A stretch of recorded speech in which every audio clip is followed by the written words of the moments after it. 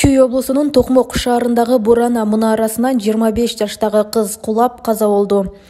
Чүй облустук ички иштер башкармалыгынын басма сөз кызматы билдиргенде 2022 жылдын 30 майында Чүй РИИБинин нөөмөт бөлүмүнө аталган окуя тууралуу билдирүү келип түшкөн. Анын негизинде жерине ыкчам тергөө тобу чыгып, 1997 жылы туулган кыздын каза болуп калганы аныкталган. Бул факты Чүй РИИБде катталып, тергөө иш-чараларынын жүрүшүндө милиция кызматкерлери бул окуянын күбөлөрүн жана Бурана мунарасынын кызматкерлерин суракка алган. Алар кыз жалгыз келгенин, эч ким жок учурда мунарага чыгып кеткенин, андан соң жансыз денесин көрүшкөнүн айтышкан.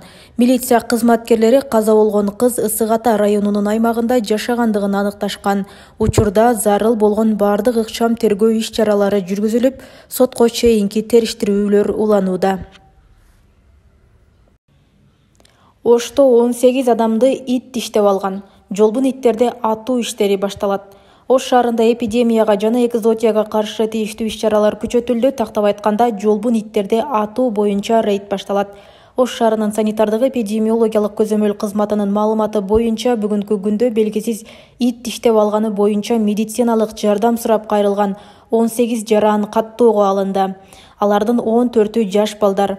Белгисиз иттер тиштеген учурда тез арада тез жардам кызматына, ошондой эле Ош шаарынын Курманжан Датка көчөсү 157 дареги боюнча Ош шаардык ооруканасынын травматология борборуна кайрылуу керек. Учурда жабырлануучулар дарыгерлердин кароосунан өтүп, консультация алып, аларга керектүү медициналык жардам көрсөтүлүп, түшүндүрүү иштери жүргүзүлдү. Тиешелүү кызматтарга жолбун иттерди атуу боюнча рейдтик иш-чараларды баштоо тапшырмасы коюлду. Мындан сырткары ит ээлери атуу болгон учурда дооматы болбошу үчүн бардык тийиштүү сейилдөө чараларын, анын ичинде керектүү эмдөөлөрдү жүргүзүп, адамдарга кол салбоочусу үчүн эрежелерди сактоого тийиш. Буга чейин Ош шаарынын Төлөйкөн, Батыш, Түштүк, Чыгыш, Кичи райондорунун тургундары 31 май күнү кутурган ит балдарды тиштеп, балдар ооруканага кайрылып жатат деген маалыматтарды WhatsApp аркылуу тайпаларга бөлүшүп баштаган. Ош шаарында ит тиштеп алган жарандардын саны 18 адамга жеткени маалымдалган. 18 адамды ит тиштеп алганы маалым болду. Анын 17син бир ит тиштеп алган деп шек саналууда. 17 жарандын 12си Ош шаарынын тургундары. Алардын 14-ү жаш балдар, 2 чоң адамдар. Кара Суу районунун аймагында 5 адамды ит тиштеген. Булардын ичинен 14 жашка чейинки балдар болсо, 2 чоңдор. Бир учурда аныкталды. Бул 17 адамга такыр эле тиешеси жок болуп жатат. Ал 1-июнга караган түнү Ош шаарындагы борбордук базарга барганда ит тиштеп алган деп айтылат санитардык эпидемиологиялык көзөмөл борборунун маалыматында.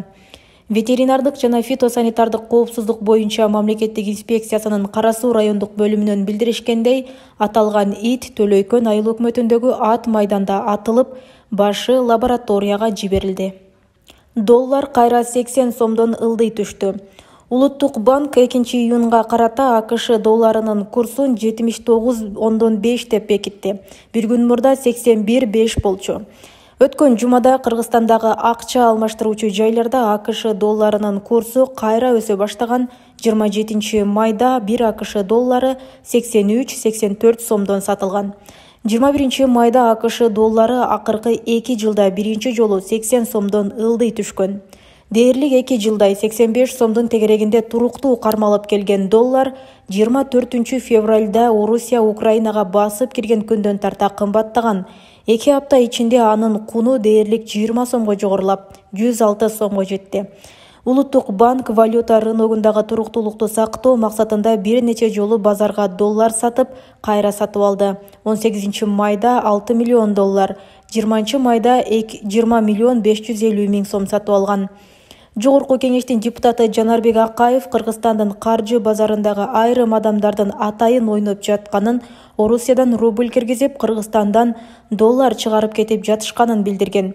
Кыргызстанда баалар доллардын курсуна карата аныкталгандыктан негизги азык-түлүк кымбаттаган. Курс төмөндөгөндөн бери баанын арзандашы байкала элек.